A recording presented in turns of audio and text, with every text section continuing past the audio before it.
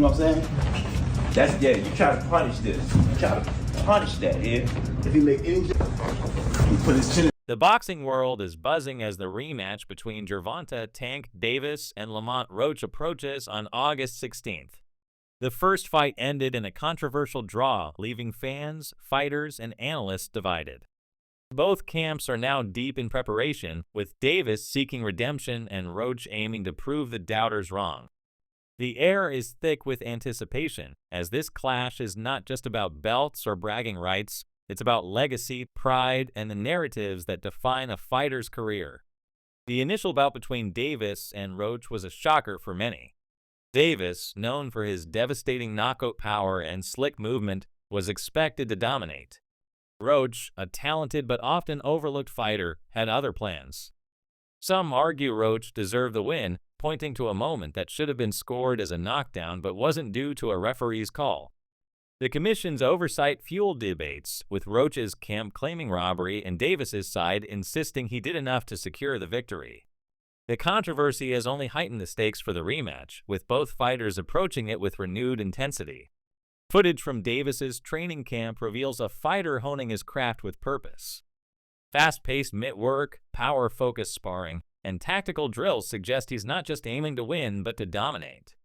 His team, led by coach Kenny Ellis, is emphasizing adjustments from the first fight. Davis's performance last time was described by some as lackluster, with critics noting he seemed off his game, possibly due to mental fatigue or lack of motivation. Ellis, in a recent Fight Hype interview, addressed these concerns, saying, "Whatever he decides to do, I'll support him. If he wakes up tomorrow and says he's done, he's done. Everyone has their path." This comment hints at a deeper question surrounding Davis. How much longer will he stay in the sport? Despite his love for boxing, the grind of the fight game and its politics seem to weigh on him. Roach's camp, meanwhile, is fueled by a sense of injustice. Lamont Roach Sr., his father and coach, has been vocal about their strategy for the rematch. They're working on new tools, improved power, sharper timing, and sustained combinations to counter Davis's explosive style. Roach Sr. believes his son was underestimated in the first fight and is determined to make the world see his potential. "We've added new weapons," he said. "We're not just coming to compete, we're coming to win." The Roach camp's energy is palpable, with every training session treated as a step toward proving they belong at the top. The first fight wasn't just a tactical battle, it was personal. Davis and Roach have known each other since childhood, having come up in similar boxing circles. This familiarity added a layer of complexity to their initial encounter.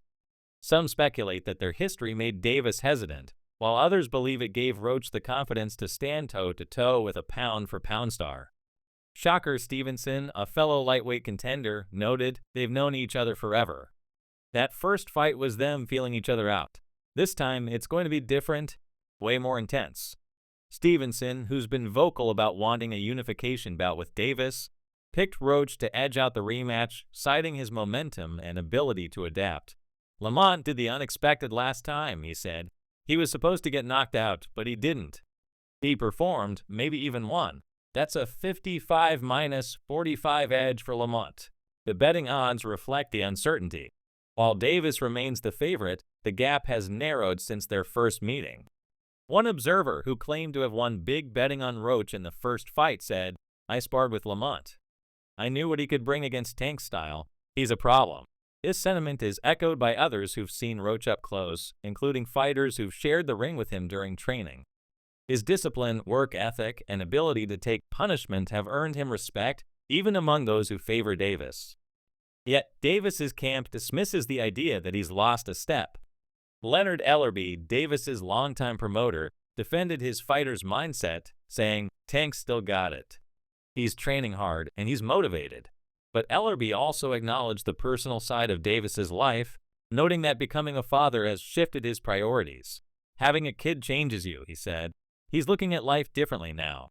This perspective has fueled speculation that Davis might retire sooner than expected, especially if he feels he's accomplished enough in the sport.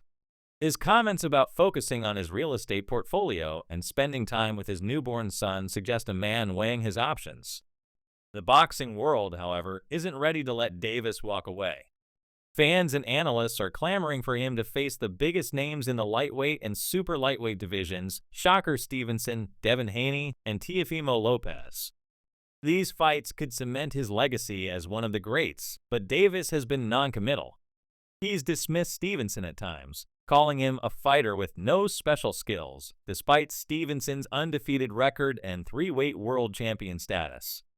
A unification bout with Stevenson would be a blockbuster, but Davis's focus seems elsewhere. He's even hinted at revisiting a fight with Ryan Garcia, whom he stopped in 2023, though the public has little appetite for that rematch compared to matchups with Haney or Lopez. The noise around Davis's career choices is growing louder. Some question whether he's avoiding the toughest challenges, while others argue he's earned the right to pick his fights. Ellerby addressed the criticism, saying, "People always want more. It's never enough." But Tank's got a life outside boxing. He's not here to please everyone. This sentiment reflects the tension between a fighter's personal goals and the expectations of fans and the sport's power brokers. Boxing is a brutal business, and Davis has been open about his frustration with its politics. He's taken jabs at the Saudi-backed events reshaping the sport, particularly those tied the Turkey Al Sheikh and the Riyadh season.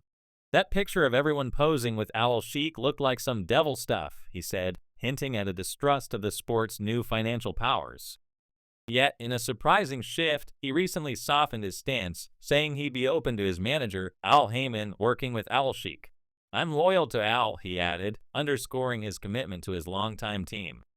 Roach, on the other hand, is all in.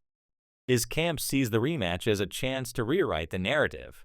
They've filed appeals over the first fight's decision, conducted media tours, and responded to every jab from Davis's side with fire.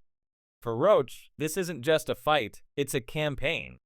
He's not just fighting for a win, but for respect, for his place among the elite.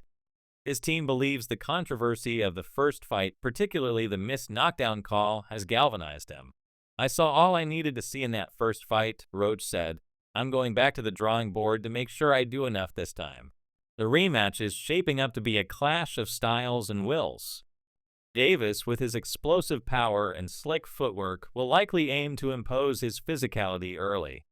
Roach, known for his durability and technical skill, will look to outwalk and outsmart him over 12 rounds. Floyd Mayweather Jr., Davis's former mentor, offered a measured take.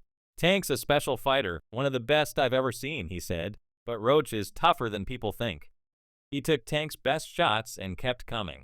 If Tank doesn't finish him early, it could be a long night."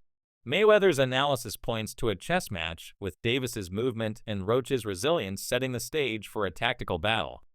Roy Jones Jr., another boxing legend, leaned toward Davis but acknowledged Roach's ability to surprise. "Tank's pride is hurt," he said. "He'll come with a different attitude, a different motivation. Roach will do good again, but Tank might be too dominant this time." Jones' perspective highlights the psychological edge Davis may bring, driven by the criticism he faced after the first fight. Meanwhile, Clarissa Shields, a multi-division champion, picked Roach by a split decision, citing his hunger and discipline. "Lamont's been underestimated his whole career," she said. "That fuels him. Tank had an off night last time, but Roach could pull it off."